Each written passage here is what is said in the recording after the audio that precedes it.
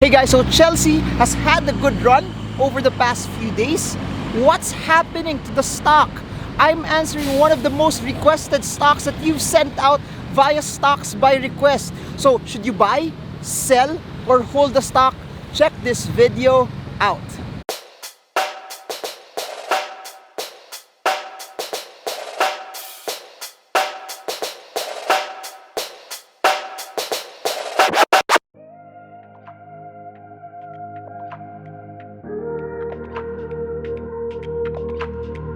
Hey guys, so I'm off to do some errands. I'm just about to buy some stuff at the mall. But what's nice about it is that I get to share concepts and insights with you about the markets. And what's nice about BGC, even if it's traffic in different parts of Metro Manila, BGC is pretty much a walkable city. So if you are a Filipino who hasn't been to the Philippines for a very, very, very long time, you'll be surprised that this place is like a mini Singapore as well. So if you notice, most of the vlogs that I've been doing is pretty much here because it's a good walkable city. The thing lang is it's a bit hot, no?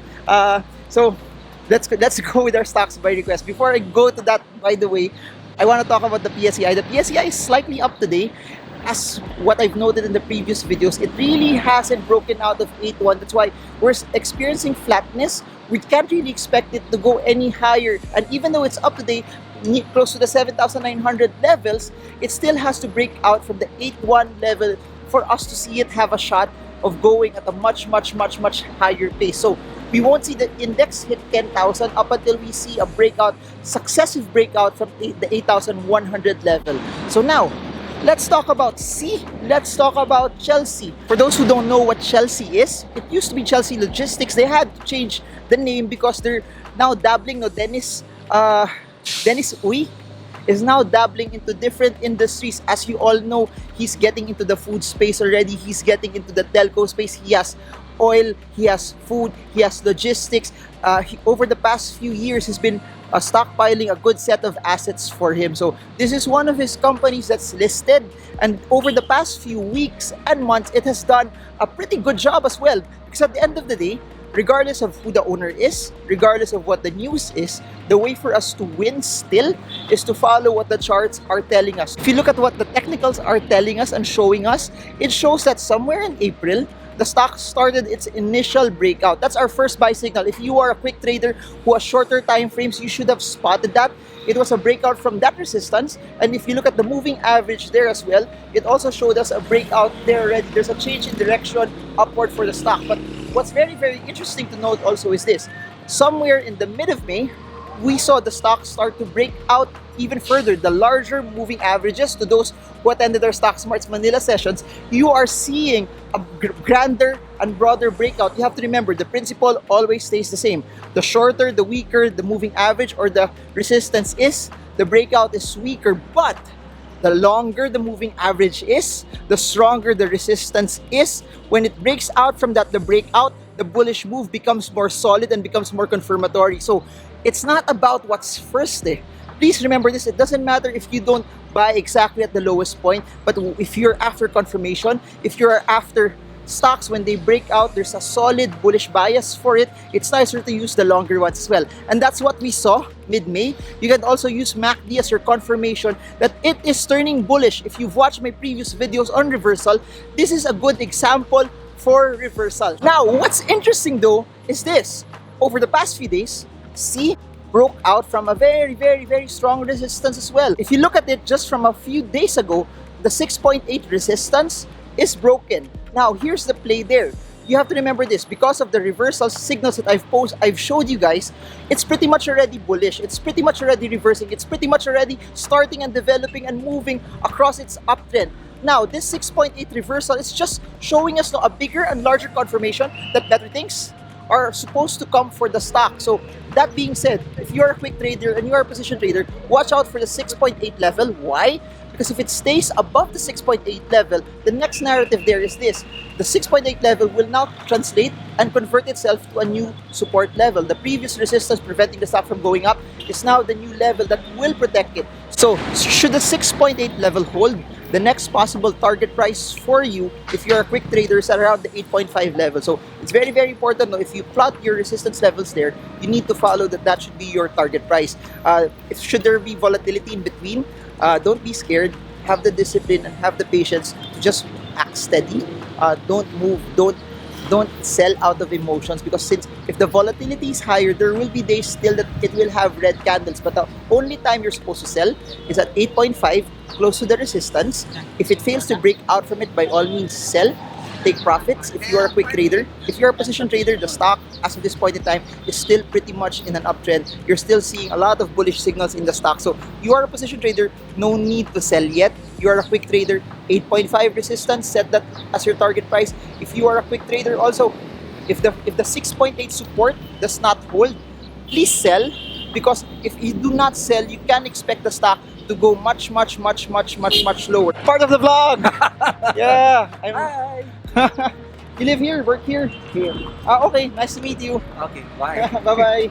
Sige. Thank you. I'm asking you always questions. Talaga? Do you have a question now? Ah, Sakto. Ben, Okay. is it gonna go up? It's if you look at it, no, it's starting to it hit a high. After that, it's retracing. I think 2 point. I don't have my charts with me, no, pero there's a very small support there. When sige, you can open that. Yan. Sige. Ayan. Ayan, around the 2.2 level to 2. I think it's 2.8, 2.2 to 2.8 level. So if selling happens, this is the next possible area where to possibly go.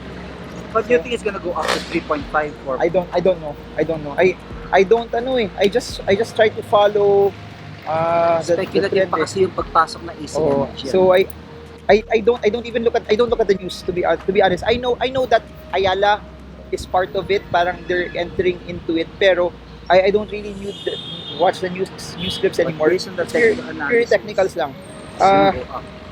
It's still bullish, yeah. It's still bullish. Based on the technicals, there's still no reversal.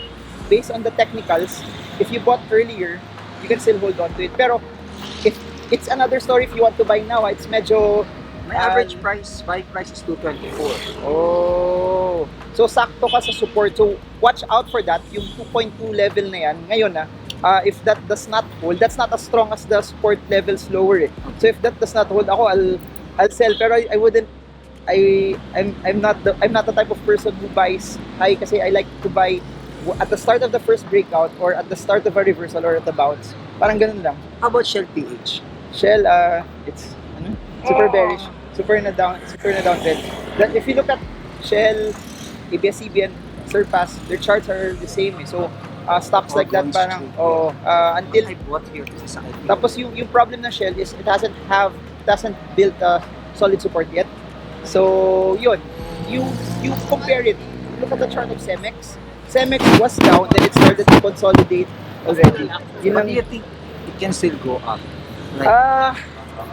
Every stock has the potential to go up naman, pero there has to be something that will compel people to buy. So without that happening, I don't know. I really don't forecast this. So I just try to follow trend. So when it's not in my favor, I just stay away. So yun, it's in the same category as that depends on you na eh. For me, are you in it to trade or to invest on the stock? Sige, thank you. Okay, Alright. Pero yun lang, before I let you go, every time you make a trade, you have to define if you are in it to trade or to invest. Kasi Invest. For me kasi depends on the style. My style kasi when I buy stocks for investing, dapat the fundamentals should be there. I'm not saying the Shell is a bad company. It's a good company naman. However, hindi siya predictable.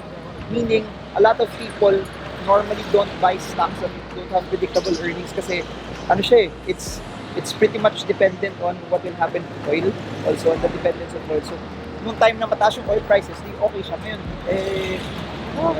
It's okay. If you also notice, Petron is also like that company. So it's almost the same for stocks that are dependent on oil prices. I think So there. I'm in it for the long haul. Kasi I Okay. work at IT.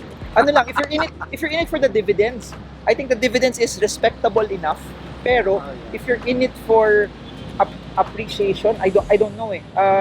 You can study valuations. The problem kasi with stocks that are not growing, its valuations might not be so high eh. Kasi yung expectation niya na mas mataas yung earnings niya dapat should be may expectation of growth. So para siya maging undervalued today. If wala yun, walang bibili. Sige. Thank Okay, you. bye-bye. Thank You're part of the vlog. Bye. Okay, bye-bye. I'm going to Aura. So guys, before that interruption, no, it's nice to meet followers. It's nice to meet people who watch the vlog as well because it's what makes it fun. If ever you see me also walking around, it's okay. Just approach me, come to me, and then say hi because I really appreciate it also when I meet people who are investing in the stock market because guess what? There's not a lot of people investing in stock, so it's nice to see a lot of people who at least are investing as well. And again, similar to what I said no to the guy I met kanina, my goal is I don't try to speculate as much. I don't try to forecast as much because at the end of the day, you will win when you try to base everything from either what the charts are telling you or from what the fundamentals are telling you as well. So I hope that helps you. I hope for people who own seed right now, I hope this video gives you an encouragement that you don't have to sell based on emotions. Everything that you need to know is based on the technicals. Everything you need to know is found in the charts. Everything you need to know to win is based on what the numbers are telling you. So no need to speculate, no need to guess, but base everything on what the charts and the numbers are telling you. So this is Marvin Germo, off to go to do some errands and do some groceries. I hope this video helps you trade well, trade strong, trade smart. See you all again soon guys and God bless you all.